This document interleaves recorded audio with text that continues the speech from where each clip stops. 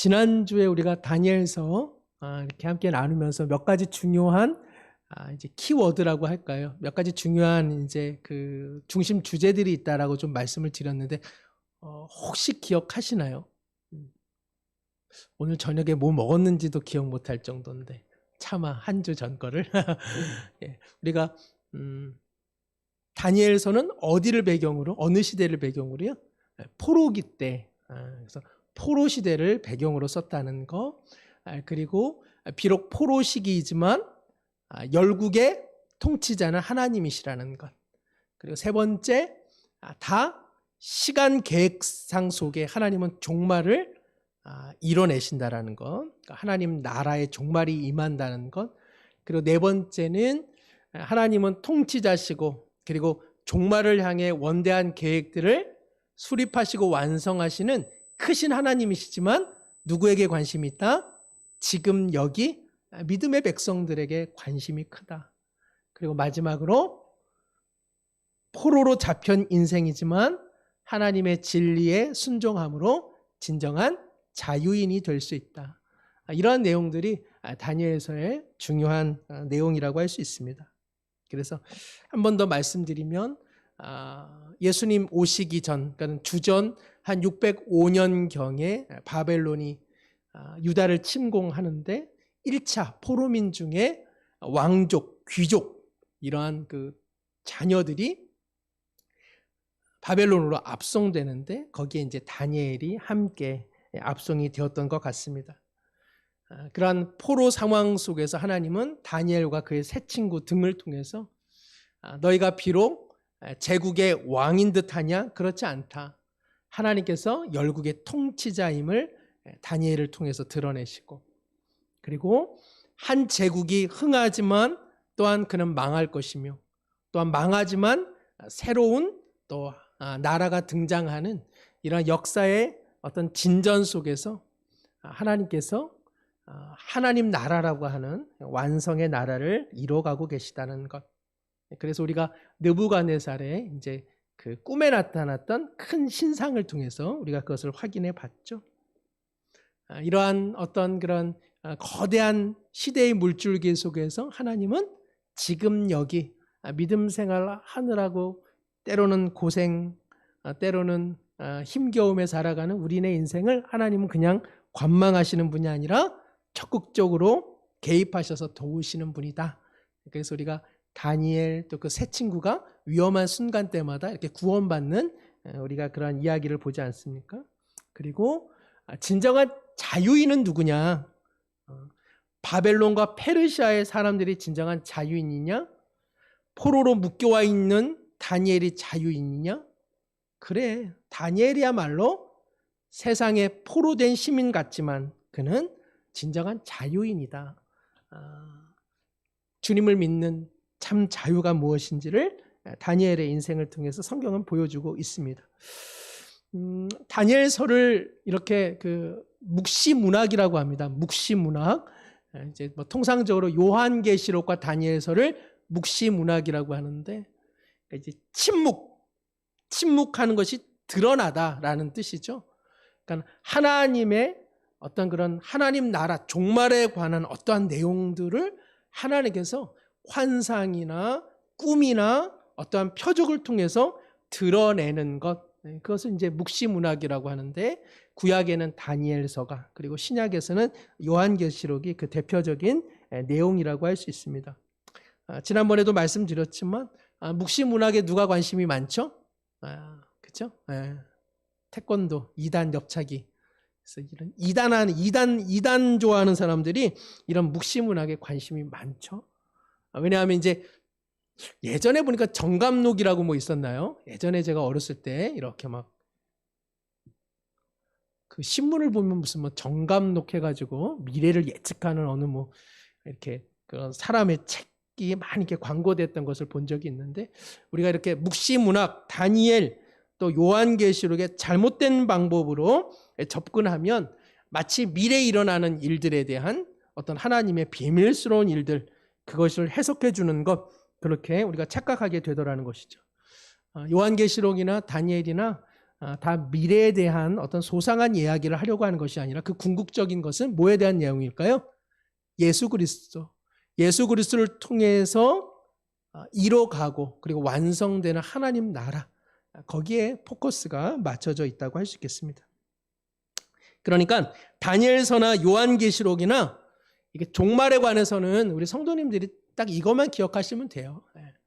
비록 포로기와 같은 이 시대 속에 살지만 하나님이 통치자시며 하나님은 완성된 종말을 이루어 가시고 그리고 지금 여기 신실한 믿음으로 진리와 사랑으로 자유인처럼 살아가는 사람, 그것이야말로 종말론의 핵심이라고 할 수 있습니다. 그러니까 자꾸 무슨 뭐 미래, 일어날 일, 날짜, 어디 피난 가는 것, 어디에 무슨 재림주가 뭐 임하였다 이러면 이제 다 가짜인 거죠. 그리고 오늘 그 다니엘서를 이해하기 위해서 제가 하나 더 좀 말씀드리고 싶은 부분이 있는데요. 한번 우리 화면을 하나 보여주시면 보이시나요? 글자가? 잘 안 보이세요? 네. 제가 조금 말씀을 드릴게요. 그러면 다니엘서가 1장부터 12장까지 되어 있는데 우리는 언뜻 생각하면 1장 있고 그 다음에 2장 1이 있었고 2장, 3장, 4장 어떤 내용은 그렇게 되어 있지만 다니엘서는 1장부터 12장이 이렇게 시간대별로 적혀져 있는 게 아닙니다. 그래서 막 사실은 시간이 막 뒤죽박죽으로 좀 되어 있어요. 예를 들면 이거는 뭐 추정치이기는 하지만 대략적으로 다니엘이 한 15세 정도 때에 바벨론으로 끌려간 것으로 보고 있습니다. 15살 때에. 그때 바벨론의 왕이 누구였냐 하면은 느부갓네살 왕이었습니다. 그 내용이 1장의 내용이고요. 그 다음에 느부갓네살이 우리가 지난주에 큰 신상을 하나 그가 꿈을 꿨는데 그가 신상의 꿈을 꿨을 때 그것을 해석했던 때가 한 18살 정도 그때 이제 아마 이렇게 부름을 받았던 것으로 이해합니다. 오늘 매일 성경 본문이기도 했는데요. 느부갓네살이 다니엘서 4장에서 두 번째 꿈을 꿉니다. 어떤 그 한 나무가 무성한 나무, 그래서 많은 열매와 그런 많은 새들이 우거지는 그런 좋은 나무가 갑자기 배임을 당하죠. 그러니까 느부갓네살의 인생에 대한 이야기인데 그 번민스러운 꿈에 대한 해석을 하게 되는 때가 다니엘이 약 한 50세 때였습니다. 그러니까 우리 생각하기에는 꿈 꾸고 다음 날에 또 꿈 꿔가지고 그래가지고 우리 해석한 것 같은데 무려 얼마간의 시간 차이가 있습니까? 거의 30여 년 후에 일어난 일이라는 것이죠. 그러니까 2장과 4장 사이에도 어마어마한 시간의 간격이 있다는 것을 이제 보게 됩니다. 그 다음에 7장. 다니엘서 7장에 보면은 이 느부갓네살의 아들 손주가 벨사살 왕인데 벨사살 왕 때 다니엘이 네 짐승에 대한 이제 꿈을 꾸게 됩니다. 그때가 한 67세로 보게 되고요. 그 다음에 이제 8장에 보면 벨사살이 통치하는 3년 때에 또 미래에 대한 환상을 다니엘이 받게 되죠. 그리고 81세 때에 오늘 본문 6장에 앞서서 이 벨사살이 이 바벨론의 마지막 왕인데 뭐 나라가 안팎으로 어수선한데 그가 그냥 잔치를 벌이고 있었습니다. 그때 이제 벽에 어떤 글씨가 나와가지고 벨사살과 그리고 바벨론 왕국이 무너진다는 것을 알려주게 되죠. 그것을 언제 해석하느냐 하면은 바로 81세 정도 때 이제 해석을 합니다. 그렇게 하고, 이제는 좀 작게 하셔도 될 것 같아요. 그 다음에, 그 다음에 이제 오늘 본문 6장이 되는데 6장 전에 무슨 일이 있냐면은 이 가브리엘 천사가 나타나가지고 이제 유다의 포로 귀환 시대가 이제 거의 마무리된다. 그리고 하나님 나라의 새로운 나라가 도래된다는 것을 그가 환상을 받게 됩니다. 그러니까 오늘 본문이 6장인데 엄청난 시대의 급변화 속에서 6장이 진행되어집니다. 바벨론 제국이 멸망을 당하고요. 그리고 멸망당한 다음에 이제 다니엘이 70년의 포로 생활이 이제 거의 끝나간다는 환상을 받게 되고, 그 다음에 페르시아의 다리오 왕이 이 다니엘을 부르는 그러한 장면이라는 것이죠. 그러고 보면 하나 우리가 생각해 볼 게 있는데요. 저도 우리 아이들 동화책 같은 거 보면은 다니엘이 이렇게 사자굴에 들어갔을 때 되게 젊은 나이에 들어간 걸로 우리 생각하잖아요. 한 몇 살에 들어간 건가요? 아까 표로 보면 거의 83세 정도 노년 때 들어간 겁니다. 그러니까 우리 생각하기에는 되게 젊었을 때 친구들이 풀무불에 한번 들어가고 그리고 얼마 있다가 다니엘도 사자굴에 들어간 것으로 생각을 하는데, 그렇지 않고 노년기에 그가 그런 위험을 받게 됐더라는 것. 이것을 한번 조금 기억하면서 오늘 본문을 조금 다루고자 합니다. 오늘 본문에 보면은 1절과 2절에 보면은 다리오라고 하는 왕이 나옵니다. 이제 바벨론이 아니라 이제 페르시아라고 하는 나라거든요. 성경에서는 메데 바사 제국 이렇게 이름이 나오기도 합니다.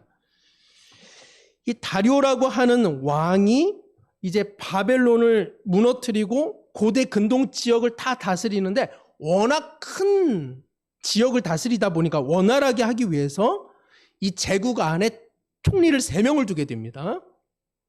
그런데 그 총리 3명 중에 가장 민첩하고, 3절에 보면은 다니엘은 마음이 민첩하여 총리들과 고관들 위에 뛰어나므로 왕이 그를 세워 전국을 다스리게 하고자 했다. 그러니까 다니엘이 총리 3명 중에는 뭘까요? 수석 총리죠. 제일 으뜸 총리로 그를 이제 사용하게 되는 것이죠. 한번 생각해 볼 필요가 있죠. 바벨론을 무너뜨리고 페르시아 제국이 서게 됐는데, 거기 뭐 인물이 없다고 전 정권, 전 바벨론의 그런 관료를 등용을 했을까? 그 정도로 다니엘이 어떤 사람이었다는 이야기입니까? 실력이 대단했다는 사람이죠.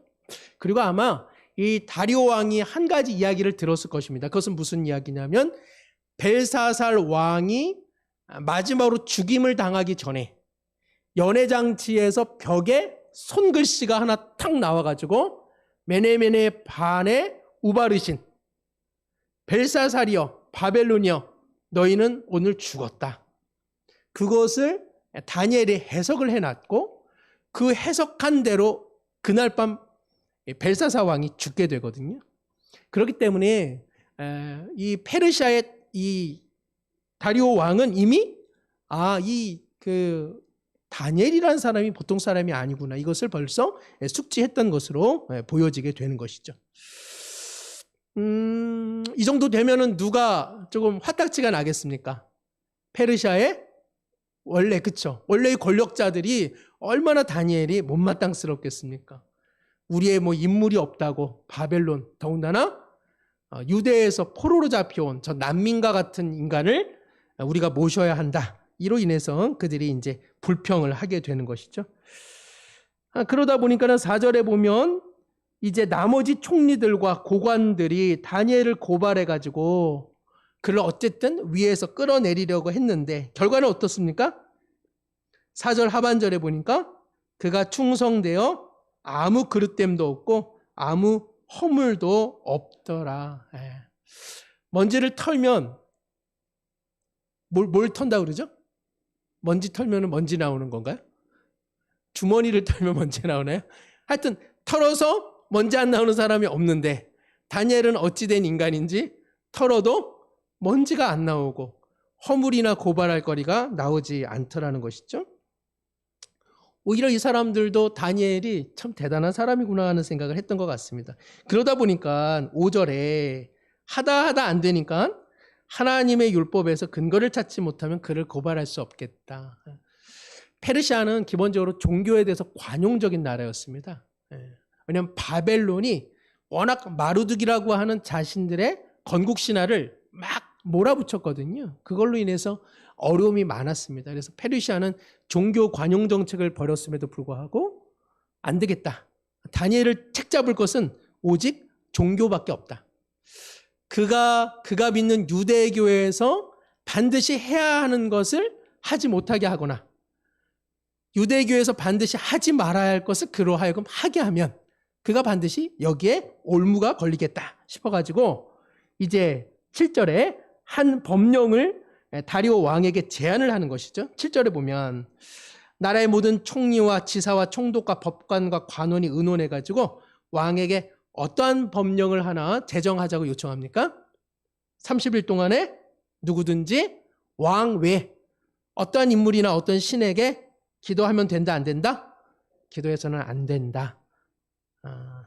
그러니까는 다니엘이 뭘 하고 있는 것을 알았죠? 기도를 엄청 열심히 하는 사람인 것을 알았습니다.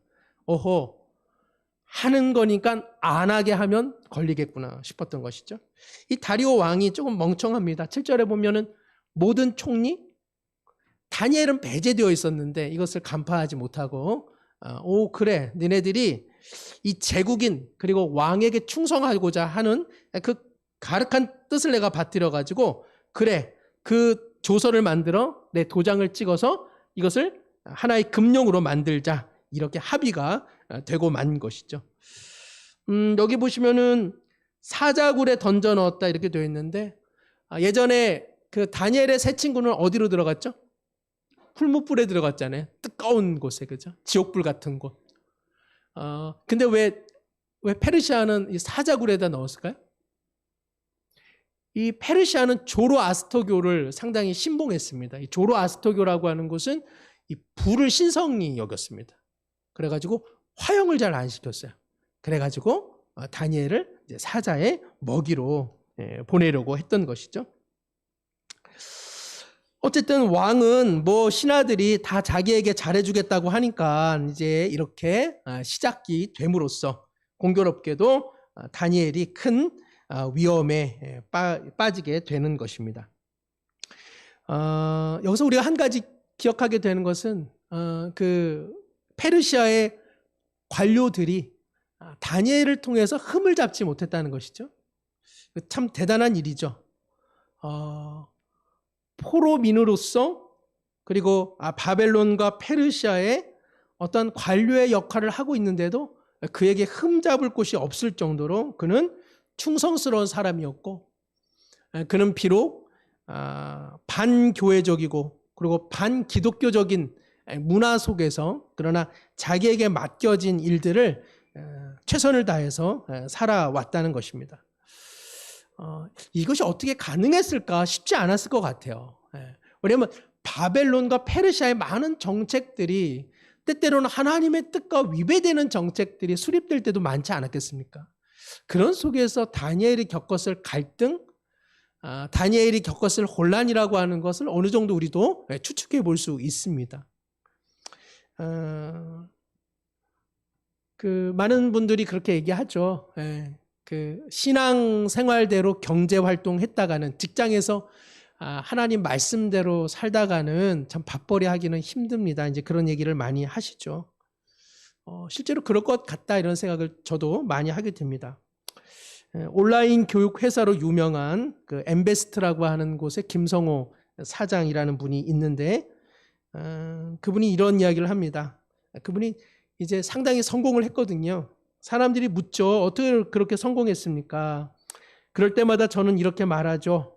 돈도 없고 후원자도 없고 재능도 없고 그리고 가난한 집안에서 태어난 제가 이렇게 성공할 수 있었던 것은 성경의 가르침대로 살아보려고 노력했기 때문입니다. 라고 그가 이야기합니다. 이 김성호 사장은 사업을 할 때 정직하게 하다 보니까는 수차례 손해를 봤다고 합니다. 근데 자기가 하나 깨달은 게 있다네요. 3-4번 계속 손해를 보면서도 그 일을 추진하면 사람들이 가만 보다가 야, 저 사람 진짜 거짓말하지 않는 사람이군 해가지고 일을 맡겨주더라는 것이죠. 그래서 자기는 3-4번 손해를 보면 결국에는 그 다음부터는 하나님께서 보상을 해 주시더라. 어떤 방식으로? 사람들이 자신을 신뢰해 주더라. 그러면서 거래처가 넓어졌다고 이야기를 합니다.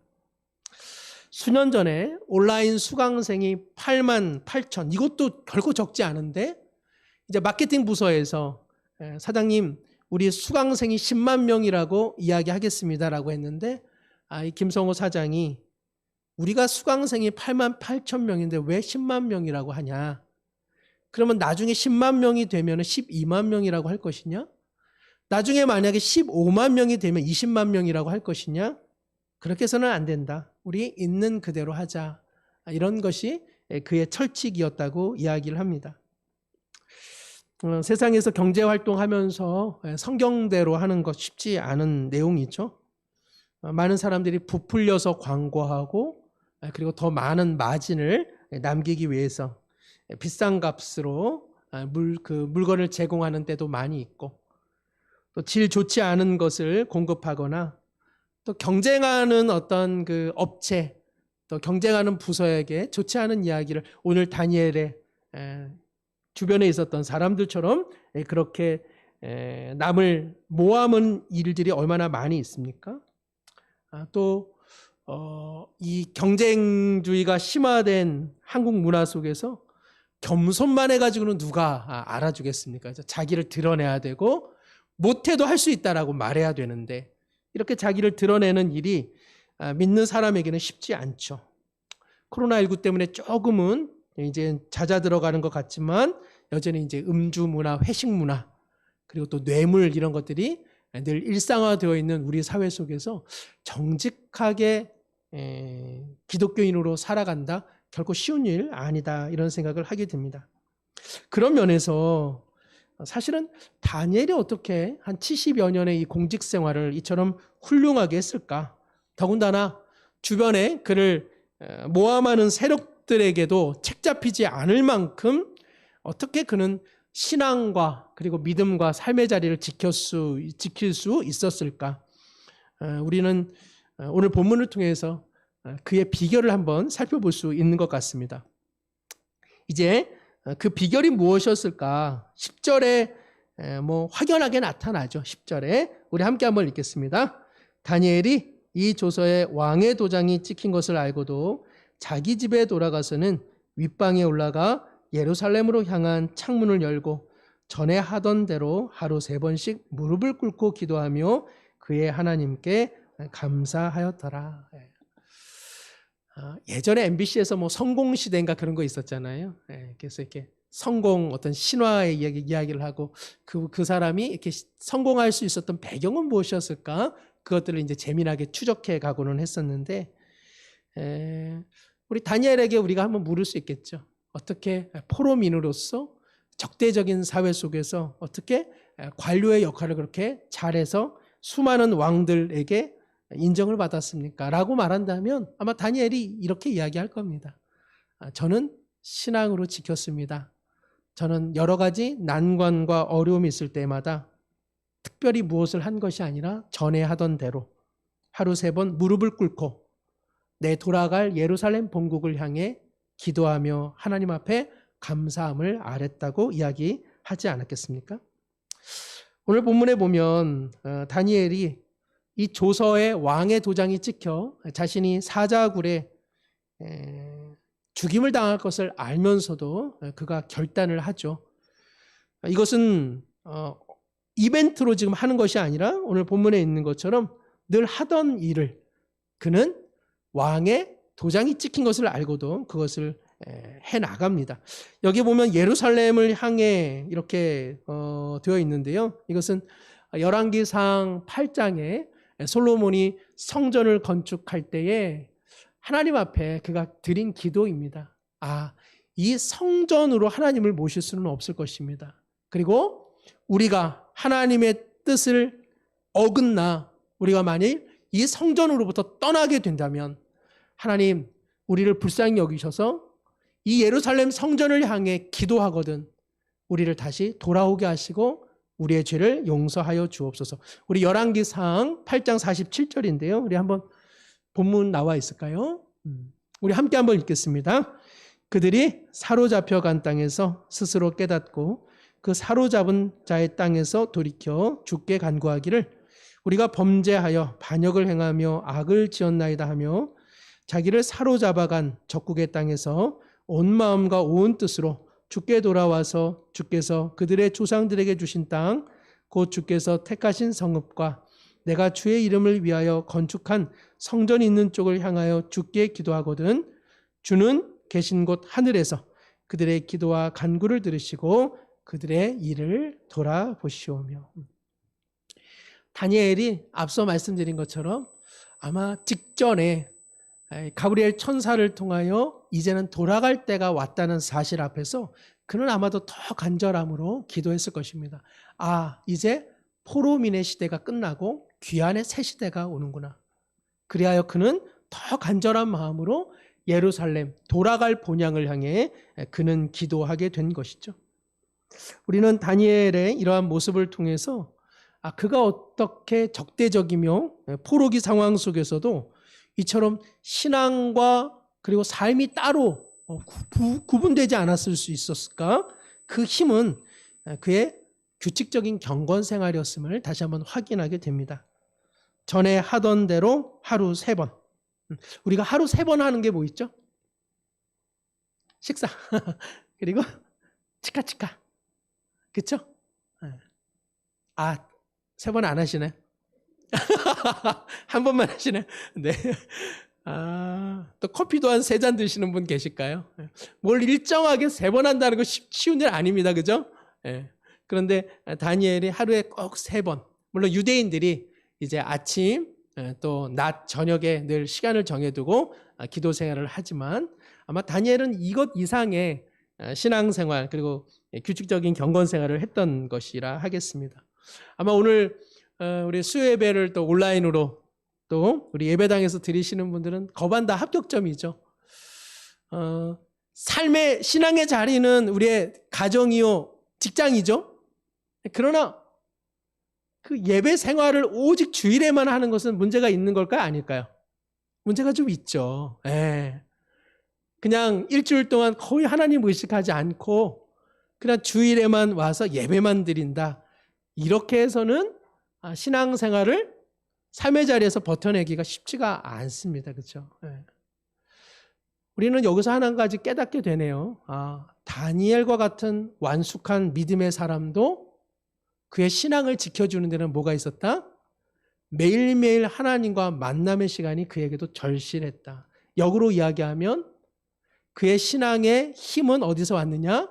하나님과 간절히 만나는 매일매일 삶에 있었다는 사실을 우리는 다시 한번 확인하게 됩니다. 이로 보건대 신앙생활을 매 주일 딱 주일 예배로만 국한시키면서도 신앙생활을 잘하는 사람은 어떤 사람인가요? 다니엘보다 대단한 사람인 거죠. 다니엘을 능가하는 사람이라고 할 수 있습니다. 그러나 우리 중에 누가 다니엘보다 능가하는 신앙생활, 믿음을 갖고 있다고 누가 얘기할 수 있겠습니까? 다니엘은 일정한 장소에서 그리고 일정한 시간을 들여 그리고 그는 일정한 태도를 보였습니다. 그것은 무릎을 꿇는 태도입니다.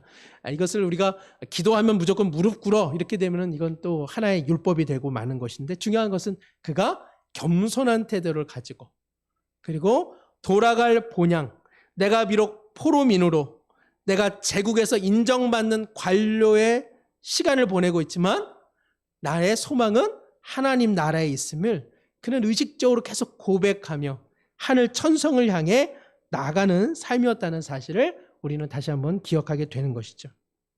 그러고 보면 다니엘이 어떻게 15살의 포로민으로 잡혀와서 이처럼 80여 세의 시간 동안에도 충실하게 믿음과 그리고 그의 신앙과 삶이 불일치하지 않고 온전할 수 있었느냐?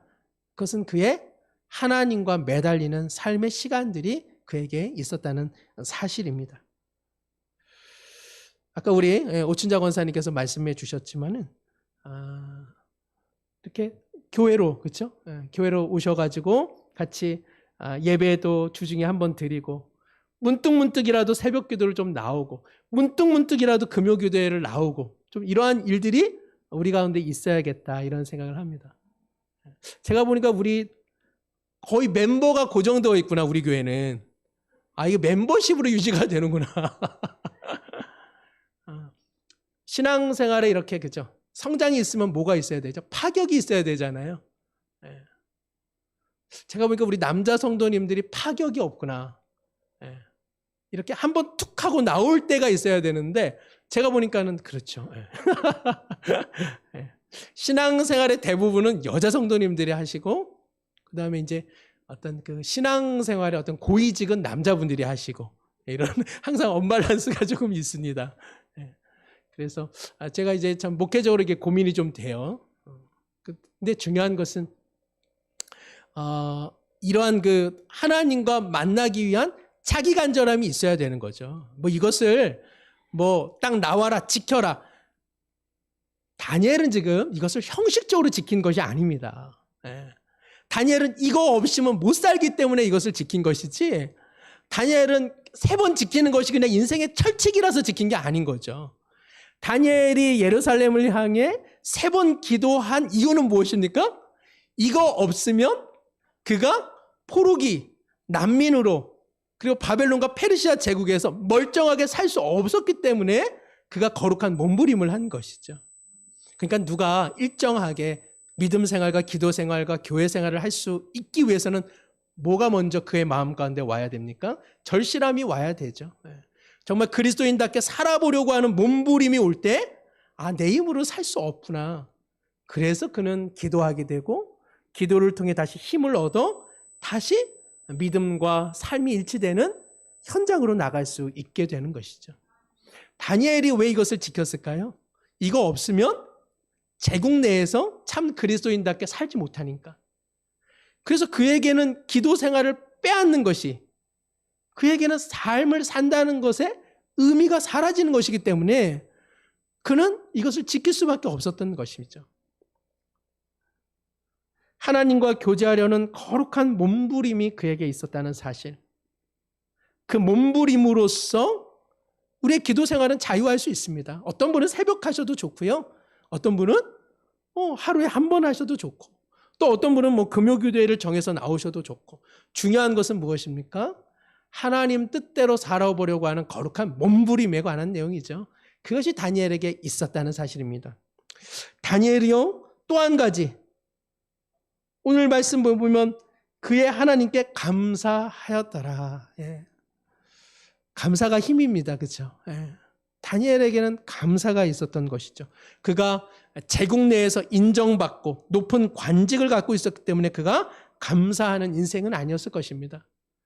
그는 이러한 포로기 생활 속에서도 신앙을 지킬 수 있다는 것, 그리고 지금 여기에 임해 주셔서 자기를 도우시는 하나님, 그리고 세상의 흥망성쇠 속에서도 통치자 되시고 그리고 하나님 나라를 완성시키는 그 하나님이 나의 하나님이라는 사실로 인해서 그는 분명 감사가 넘쳐났던 것 아니겠습니까? 자기와 같은 자가 하나님의 영광을 깨닫게 되는 것, 그것이 다니엘에게는 더할 나위 없는 감사가 되었던 것이죠. 그러니까는 다니엘이 어떻게 이 믿음 생활을 지키려고 노력했는가? 그것은 그의 마음 안에 하나님 뜻대로 살려고 하는 몸부림, 그리고 하나님으로 인한 감사가 넘쳐났기 때문에 그러합니다. 우리가 믿는 개혁신학, 칼빈, 또 루터까지도 포함하면 종교개혁가가 가르쳐준 소중한 것들이 있습니다. 카톨릭, 그리고 카톨릭 사제들은 당시에 성과 속을 이분법적으로 이렇게 분리를 시켜놨었죠. 그러나 종교개혁은 시장에서 사는 여러분의 삶도 성전에서 사는 삶 못지않게 소명과 사명으로 가득 찬 삶이라고 하는 것을 재발견시켜 줌으로써 누구나 삶의 자리가 하나님 앞에 영광을 올려드릴 수 있는 예배의 자리가 된다는 것을 우리 가운데 돌려준 그러한 공로자들입니다. 그러니까 어떤 사람이 주님을 믿는 목수다? 이 목수가 해야 될 최고 일은 무엇일까요? 좋은 가구를 만드는 일이라고 말해준 것입니다. 그전에는 무엇을 이야기해 줬냐? 다 그냥 기도 열심히 하고 예배 열심히 드리라는 것만 이야기해 준 것이죠. 그러나 루터와 칼빈은 누가 신발을 만든다? 그 사람에게 하나님이 주신 소명은 무엇이냐? 하나님의 영광과 이웃을 위해서 무엇을 만들어라? 좋은 신발을 만들어라. 다니엘은 그저 이 포로기 속에서 하나님 나라만 열망한 것이 아니라 자기가 이곳에서 부름받은 것, 그것은 관료로서 내가 최선을 다한다. 그리고 하나님 앞에 영광과 이웃을 사랑한다. 그 삶을 그는 기도를 통해서 다시 한번 확인하게 된 것이죠. 초대교회의 최고의 신학자인 성 어거스틴이 한 번은 누군가에게 이런 비판을 받았습니다. 그가 신발을 하나 샀거든요. 근데 그 신발을 만든 사람이 기독교인이 아니었어요. 그래가지고 주변 사람들이 비판을 했습니다. 아, 이거 어거스틴 같은 사람이 어떻게 믿지 않는 사람의 신발을 사서 착용했느냐? 그럴 때 어거스틴이 말했습니다. 내가 질이 떨어지는 신발을 신고 내가 살아가기에는 제가 해야 될 일이 너무 많습니다. 저는 신발을 살 때에 질 좋은 신발 신는 것을 저의 기준으로 삼습니다. 라고 이야기했다는 것이죠. 이것은 무엇을 의미합니까? 신발 만드는 사람이 해야 될 일은 신발을 잘 만드는 것이라는 것이죠. 다니엘은 비록 포로기였지만 하나님을 믿는다라고 하는 이유로 그는 그냥 골방에서만 살았던 사람이 아닙니다. 그는 골방에서 하나님 앞에 기도를 했지만 그가 기도한 이유는 단순히 기도하기 위함이 아니라 포로기 상황 속에서 반기독교적인 세상 속에서도 하나님의 영광을 드러내고 이웃을 사랑하는 삶을 실천해 보려는 거룩한 몸부림 속에서 그는 왕의 조서에 도장이 찍힌 것을 알고 그리고 사자굴에 자기가 죽임당할 것을 알면서도 내가 해야 될 궁극적인 삶의 자세는 하나님을 사랑하고 내 인생을 통해 이웃을 사랑하는 일이다. 그 일을 감당하고자 다니엘은 끝까지 자기가 가야 할 길을 갔다는 사실이죠. 말씀을 마치면서 다니엘이나 또 요셉의 이야기, 느헤미야의 이야기는 아마 우리 성도님들에게 참 많은 그런 그 감동을 줍니다. 왜냐하면 그들은 목회자가 아니거든요. 그들은 한 직업인으로서 어떻게 하나님 뜻대로 살아보려고 몸부림을 쳤는지 우리 가운데 잘 보여주는 구약의 소중한 인물들입니다. 비록 우리 시대를 반기독교적 또 반그리스도적 그리고 하나님 나라와 대치된 시대 속에 우리가 모두 살아가고 있지만 뒤로 물러서야 되겠습니까? 종교 따로, 신앙 따로, 직장 따로, 일 따로 이렇게 해서야 되겠습니까? 다니엘은 거룩한 몸부림을 통해서 본질이 무엇이고 비본질이 무엇이고 내가 세상에 양보해야 되는 것 무엇이고 양보해서는 안 되는 것이 무엇인지를 그런 매일매일 하나님과의 거룩한 교제를 통해서 깨닫게 된 것이죠. 우리 모든 성도님들 또 저도 매일매일 거룩한 삶의 몸부림을 위해서 하나님과 규칙적인 만남, 규칙적인 감사, 규칙적인 기도, 규칙적인 교제를 통해서 뒤로 물러서는 신앙이 아니라 포로기와 같은 이 시대 속에서도 하나님의 영광을 드러내고 믿지 아니하는 사람들에게도 하나님을 믿는 사람으로서 본을 나타내는 그러한 은혜가 있기를 다시 한번 축복합니다. 이 시간에 한번 이와 같은 제목까지 한번 기도하기 원합니다. 하나님, 다니엘이 처한 상황이나 내가 처한 상황이나 별반 다를 바 없는데 그러나 하나님 뜻대로 살기 위하여 규칙적으로 기도하고 규칙적으로 감사하고 규칙적으로 하늘을 소망하며 생활해 나갔습니다. 주님, 내게도 다니엘과 같은 믿음을 주시고 경건의 능력을 주셔서 이 시대 속에서도 하나님의 영광을 드러내고 내게 맡겨진 일 충실히 감당하여 하나님 앞에 칭찬받고 이웃을 사랑하는 일에 소명자로 살아가게 하옵소서. 한번 함께 기도하겠습니다.